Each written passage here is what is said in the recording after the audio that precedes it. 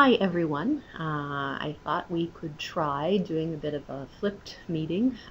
You all, I'm sure, are familiar with the concept of flipped classroom. So I thought doing it this way might save us a little bit of time at the meeting and allow everyone time to think a little bit about sort of what we're doing, and so that way we could just bring your suggestions or ideas or questions to the meeting and address those. So I want to go through the changes that we are establishing for what will now be called the FYS Success Strategies 90. FYS is for First Year Seminar. The structure has changed. It will be sort of a hybrid structure. The individuals who would have been called instructors in the past are now going to be mentors. So we are building our mentoring program into the structure of our first year seminar. So I want to talk a little bit about that mentoring and kind of what it means. I know that we are all probably familiar with the concept of mentoring. I know it's been done here at Northern in the past. And it's not rocket science, but I just want to kind of go through it so that we can assure that we're all on the same page in terms of what kind of mentoring we are looking for in this particular program. And I'm also happy to report that all of the mentors are now academic support individuals in addition to counselors. So I think that's a very organic fit. I'm glad that we are assuming this responsibility, and I'm excited about this role of mentoring and how we can make it grow. So let me go through a few slides with you. As you all know, mentors are positive role models. They function as friends, coaches, advisors, self-esteem builders, career counselors, and academic counselors and advocates. And so I like the idea of kind of, working with each of our mentees to kind of get into their heads and find all of the stuff in there that's of value and help them, help draw it out and help them to kind of make sense of it. And of course, retain them and have them be successful here at Northern.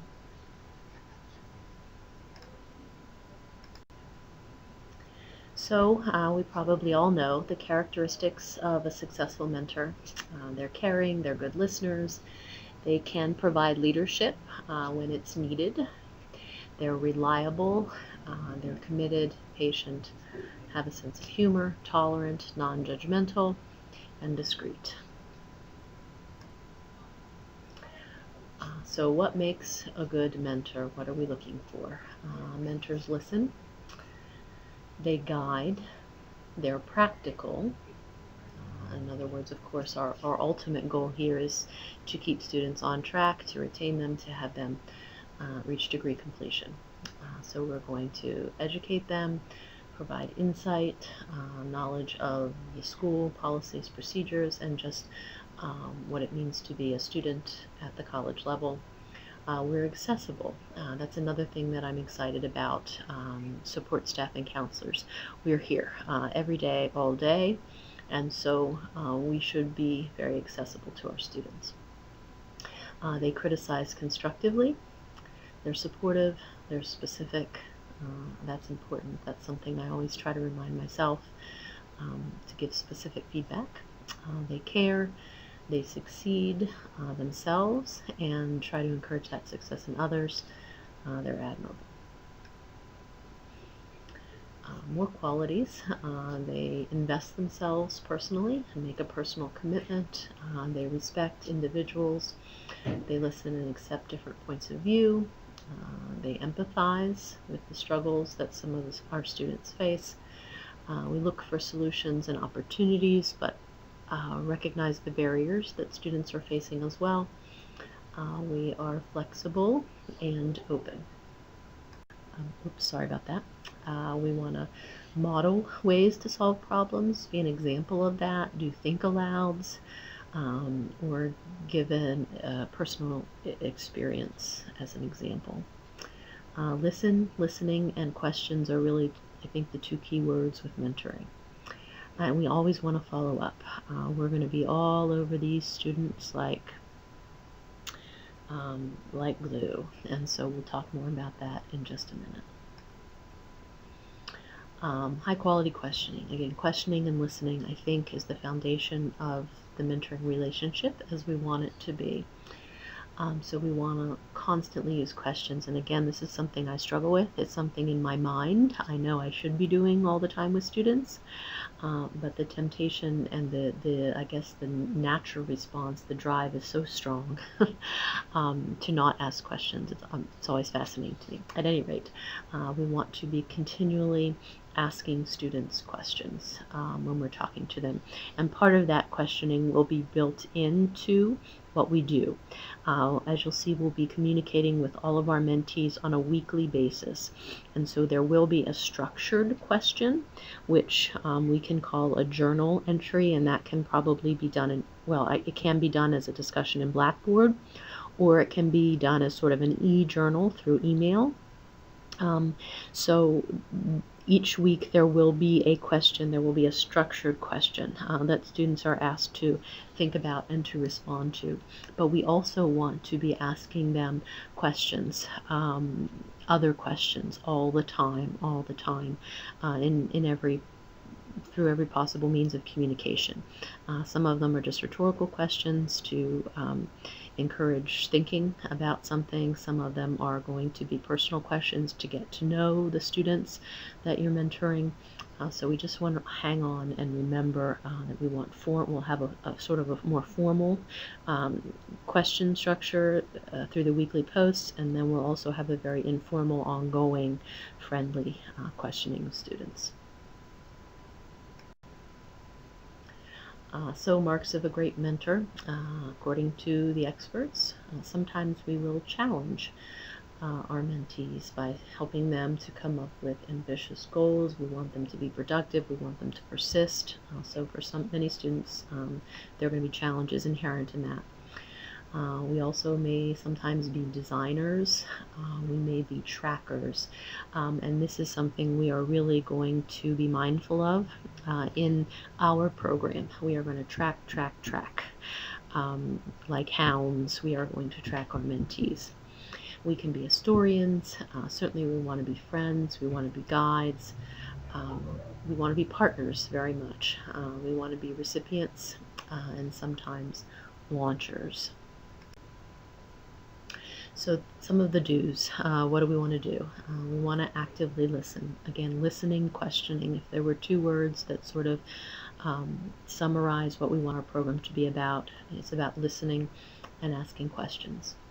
We want to make sure we're creating an open space for students to deal with all of the things that they have on their minds, all of the things that they're feeling, that they're coping with.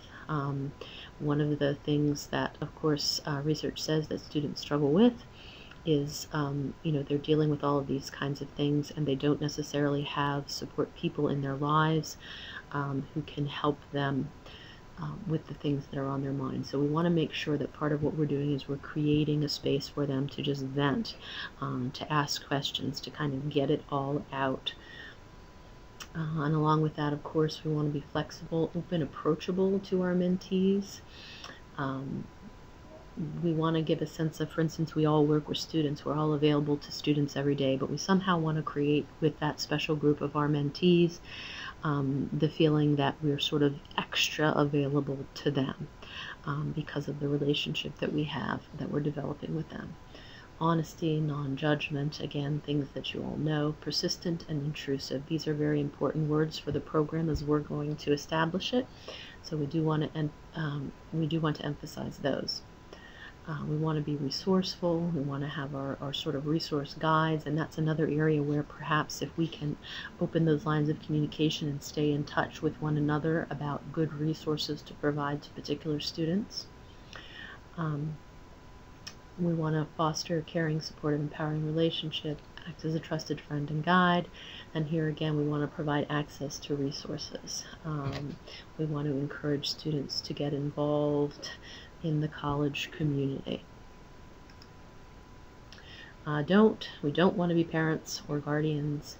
We don't want to be social workers. We don't want to be psychologists or therapists. And again, sometimes I feel like we get squeezed into these situations where it's kind of easy to fall into one of those roles, but we want to be careful about that.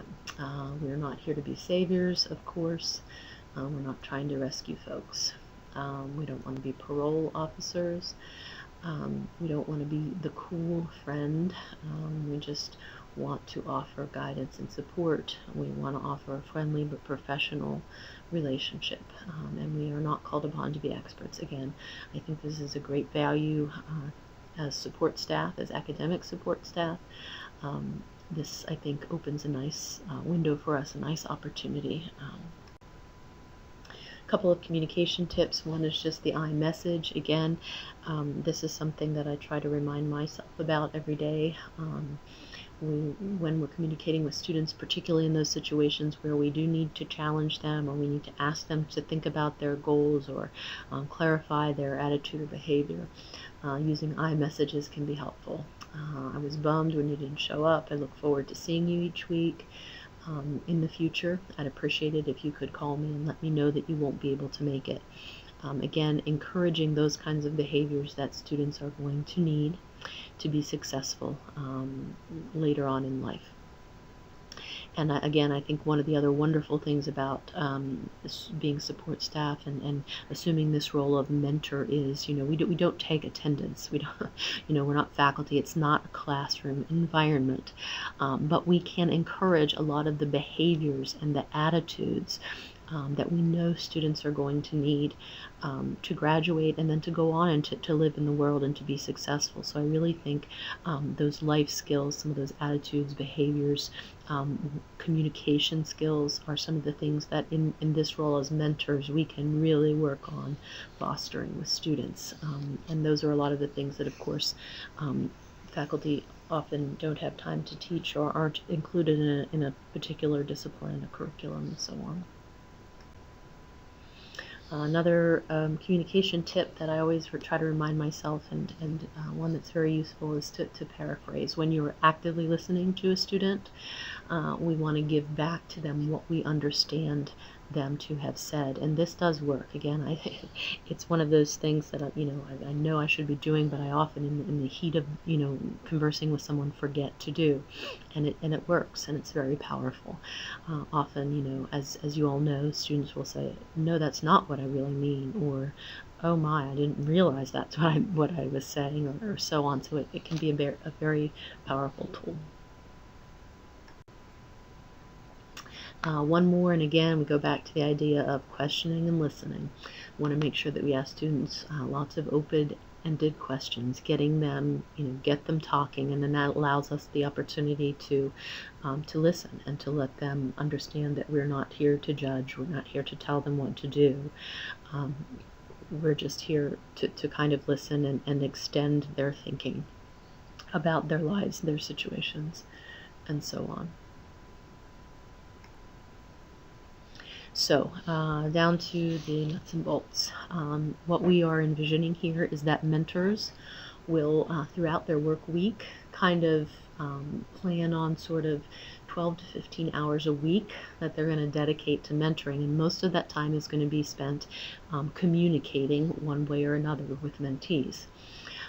So mentors will be expected to have and maintain current contact information for all mentees. There will be 2 classroom meetings. These dates will be specified in the course schedule. When the students register for the classes, the information is contained right there when the 2 class meetings will be. The one at the very beginning of the semester is going to be absolutely critical, because this is the meeting where you will introduce yourself as the mentor, where you will explain the structure of the course, the nature of the required workshops. You will at that time be able to distribute schedules of the workshops to students. You'll work with them to establish a tentative schedule for the semester. You will make sure you have current contact information. Cell phone numbers are really important. And you're going to make sure that all students realize that they must be using and checking their email on a daily basis throughout the semester. And if we go with using Blackboard, then we're going to want to introduce students to Blackboard, get them into it, make sure they know how to get in to post, do a discussion post, etc. So that first class meeting is really, really vital, where students are going to get all of the critical information that they really need to set them up for success for the semester. So that class meeting is where you're going to make sure you've established all of the avenues of communication that you'll be using with your mentees throughout the semester. And so again, we'll be using email, be using Blackboard. You want to make, again, cell phone numbers are going to, I think, be very important, because we all know that people text today. So having that cell phone number, there is an app that I've been looking at called GroupMe. It protects the privacy. Everybody involves privacy, but it allows you as a mentor to set up a group for all of your mentees. Their personal information, your personal information in terms of your cell phone, their actual cell phone numbers, will not be shared. You're given sort of a pseudonym, an alternative phone number. And so this will allow you to text your mentees as a group. It will also allow them to share information with one another. So I think it's going to be a really valuable tool. And again, that's something that would be set up at the first class meeting with your mentees. And so every week, these 12 to 15 hours, again, there's going to be the structured response that students will complete either through an e-journal, email, or as a discussion on Blackboard. Either way, that's something we could discuss at the meeting. But you're also going to be just sort of making sure that you're in their face, for lack of a better way of saying it, sending them email reminders about things that are happening on campus, events, deadlines. Also going to want to be calling them on the phone, texting them, sending them individual emails as well as group emails. You're going to have them come into your office. You should see each of your mentees probably at least once face-to-face outside of the 2 class meetings during the semester. We might build in a required midterm appointment if we want to. But the idea is that we are responsible for those mentees.